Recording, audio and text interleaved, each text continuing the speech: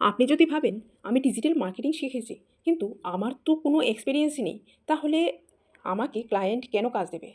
তাহলে এই ভিডিওটি আপনারই জন্য। আজ আমি আপনাকে ৫টি বাস্তব উপায় বলব, যেগুলি ব্যবহার করে একজন ফ্রেশারও তার প্রথম ক্লায়েন্ট পেতে পারে। আর বিশ্বাস করুন, এর মধ্যে একটি পদ্ধতি আমি নিজেও ব্যবহার করেছি। দেখুন, ছাত্রছাত্রীদের মধ্যে সবচেয়ে বড় ভুল ধারণা হলো ক্লায়েন্ট শুধু তাদেরই কাজ দেয় যাদের ২-৩ বছরের অভিজ্ঞতা আছে। এটা পুরাপুরি ভুল ধারণা। আর ক্লায়েন্ট আসলে এক্সপিরিয়েন্স খুঁজে না, ক্লায়েন্ট খুঁজে রেজাল্ট আর ট্রাস্ট। আপনি যদি এই দুটো জিনিস দিতে পারেন তাহলে এক্সপিরিয়েন্স নিজে থেকেই তৈরি হয়ে যায়। আর প্রথম কাজ, নিজের একটি মক প্রজেক্ট তৈরি করুন। যে কোনো একটি স্থানীয় রেস্টুরেন্ট, জিম বা দোকান বেছে নিন। তারপর তাদের জন্য একটি Instagram page redesign, add creative বা এসইও রিপোর্ট তৈরি করুন। তাদের অনুমতি থাকুক বা না থাকুক, এটা শুধু আপনার প্র্যাকটিসের জন্য। এরপর আপনার পোর্টফোলিওতে লিখুন, এই ব্র্যান্ডের জন্য সুযোগ পেলে আমি এমন কাজ করতাম। এটাই হবে আপনার প্রুফ অফ ওয়ার্ক, কোনো পেইড ক্লায়েন্ট ছাড়াই।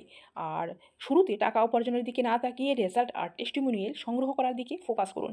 প্রথম ১-২ জন ভালো ক্লায়েন্টের জন্য ফ্রি বা খুব কম চার্জে কাজ করুন।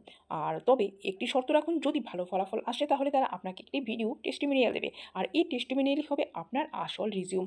এরপর তৃতীয় ক্লায়েন্টের কাছ থেকে আপনি আত্মবিশ্বাসের সাথে চার্জ নিতে পারবেন। আর যে সোশ্যাল মিডিয়ার নিজের শেখার যাত্রা শেয়ার করুন।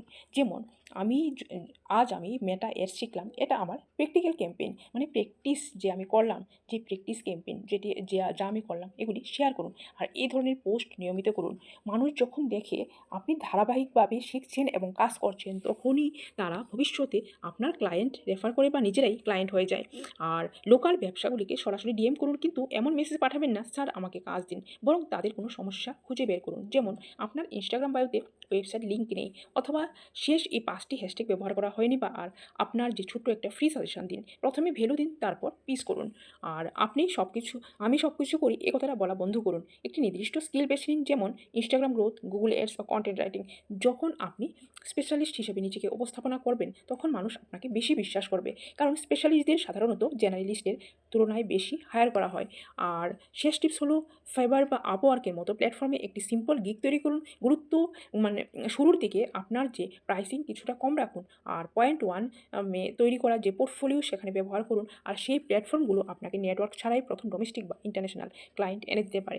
তাহলে এটি ছিল ৫টি উপায়, যার মাধ্যমে একজন ফ্রেশারও কোনো এক্সপিরিয়েন্স ছাড়াই প্রথম ক্লায়েন্ট পেতে পারে। আর ভিডিওটি যদি ভালো লাগে থাকে তাহলে সেভ করে রাখুন। আর কমেন্টে জানান এই ৫টির মধ্যে আপনার প্রথম কোন স্টেপটি আপনার শুরু করতে যাচ্ছেন বা আপনি ভালো লেগেছে। আর আগামীকালের ভিডিওর জন্য বা আজকের ভিডিওর জন্য আপনারা রেডি থাকুন। আমার ভিডিও যেগুলি আপনার জন্য খুবই বেনিফিশিয়াল হতে পারে, আপনার জীবন বদলে দিতে পারে।